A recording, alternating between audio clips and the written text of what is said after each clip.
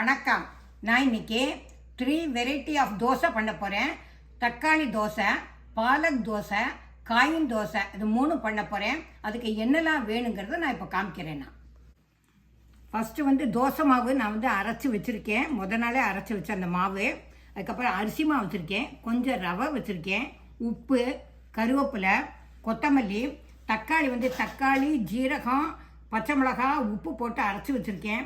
அதே மாதிரி பாலக்குக்கு பாலக், பச்சை மிளகா, ஜீரகம், கொஞ்சம் இஞ்சி, உப்பு போட்டு அரைச்சிருக்கேன்.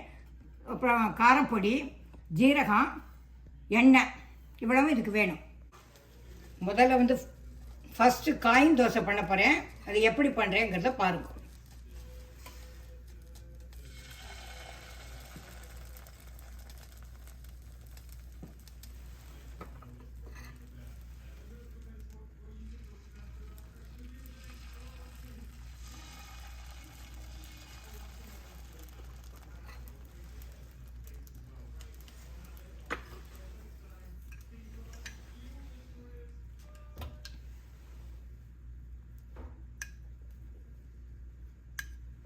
இப்போ நான் திருப்ப போகிறேன், நீங்கள் பாருங்க. நீங்கள்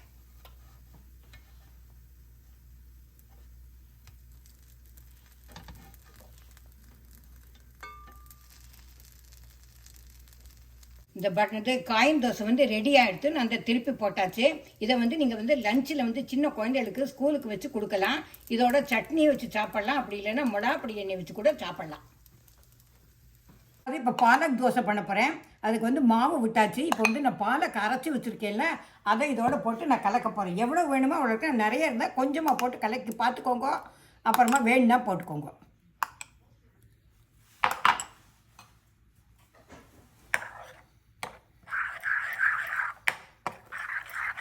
இப்போ பாலக் தோசை பண்ண போகிறேன். பாலக் தோசை எப்படி பண்ணுறேங்கிறத நீங்கள் பாருங்கள். நீங்கள்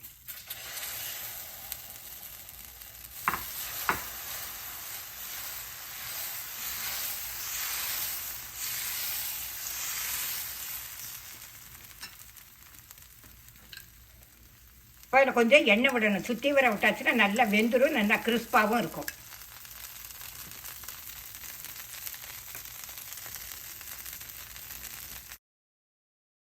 பாலக் தோசையை திருப்பியாச்சு. இப்போ பாலக் தோசை ரெடி ஆகிட்டு நான் இப்போ பிளேட்டில் மாற்ற போகிறேன். நான் பாலக் தோசை பண்ணியாச்சு. இப்போ அடுத்து தக்காளி தோசை பண்ண போகிறேன். தக்காளிக்கு நான் தக்காளியெலாம் அரைச்சி வச்சுருக்கேன். தக்காளி, பச்சை மிளகா, ஜீரகம், உப்பு, கொஞ்சம் இஞ்சி எல்லாத்தையும் அரைச்சி வச்சுருக்கேன். அதை இந்த மாவில் போட்டு கலக்கியிருக்கேன். இப்போ இதில் கொஞ்சம் மிளகா பொடி போடணும். போட்டுட்டு கொஞ்சம் கொத்தமல்லி, கொஞ்சம் கருவேப்பிலை,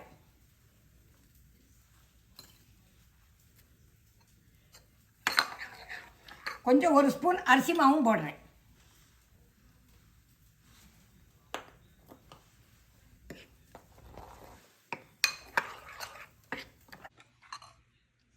நெக்ஸ்ட்டு தக்காளி தோசை பண்ண போகிறேன். அதுக்கு முதல்ல கல் ரெடியாக இருக்குது. இப்போ நான் தோசை மாவை விட போகிறேன். நான் அரிசி மாவு போட்டுக்கல. நீங்கள் உங்களுக்கு கொஞ்சம் ரவை வேணாலும் போட்டுக்கோங்க. ரவை போட்டுனா இன்னும் கொஞ்சம் கிறிஸ்பாக இருக்கும்.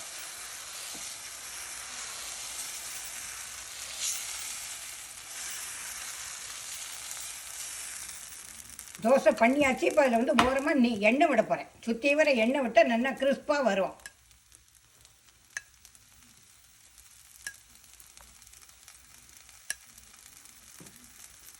தோசையை இப்போ திருப்பியாச்சு. நான் இப்போ பிளேட்டில் மாற்ற போகிறேன். நான் நெக்ஸ்ட்டு தக்காளி தோசை திரும்ப 2வது வாக்குறேன்.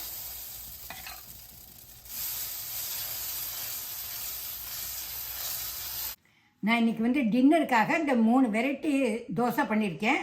ஒன்று இந்த தோசை, அது பிறகு காயின் தோசை, ஒன்று பாலக் தோசை, ஒன்று தக்காளி தோசை. அது தொட்டுக்கிறதுக்கு நான் வேர்க்கடலை சட்னியும் தக்காளி சட்னியும் வச்சுருக்கேன். அதை வச்சுருக்கேன். நீங்களே இந்த தோசையை பண்ணி பார்த்துட்டு உங்கள் குழந்தைகளுக்கு பண்ணி கொடுத்தா அவளும் ரொம்ப ஹாப்பியாக சாப்பிடுவாள். ஸ்கூலுக்கு கொண்டு போகிறதுக்கு ஈஸியாக இருக்கும். இதை சாப்பிட்டு பார்த்துட்டு எப்படி இருக்குங்கிறதுக்கு லைக் பண்ணுங்க, ஷேர் பண்ணுங்க, சப்ஸ்கிரைப் பண்ண மறந்துடாதீங்க. உங்களோட பதிலை ஆவலோடு எதிர்பார்த்துட்டுருக்கேன். Tata, bye bye.